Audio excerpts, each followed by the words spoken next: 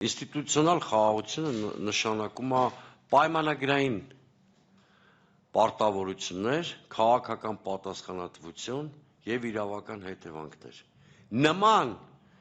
երեք հատկանիշ հայ-ադրբեջանական հարաբերություններում այս պահին գոյություն չունի։ Ճիշտ հակառակը գործ ունենք Ադրբեջանի հարաճուն պահանջների հետ, սահմանադրության փոփոխություն օրինակ։ Նույն օրը, երբ որ բենզինը Հայաստան էր գալի ու ոմանք այստեղ ծափահարում էին, օրինակ Ռուբեն Վարդանյանի համար դատախազը ցմահ ազատազրկում էր պահանջում։ Էլ չասեմ, որ այդ մասին իհարկե խլեցնում են եւ մեր ԶԼՄ-ներում շատ չի խոսվում։ ԱԳ նախկին նախարար Զուլֆ Վուգարովը, որը համարվում է ոչ պաշտոնական խոսնակներից մեկի Ալիևի,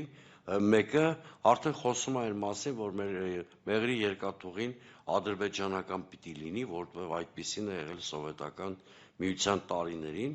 եւ կասկածից վեր է, որ բանակցություններում շատ շուտով Ադրբեջանը այդ պնդումը անելու է, իմ ինսայդերական ինֆորմացիայով արդեն 6 ամիս այդ պահանջը Ադրբեջանը Հայաստանի առաջ դնում է,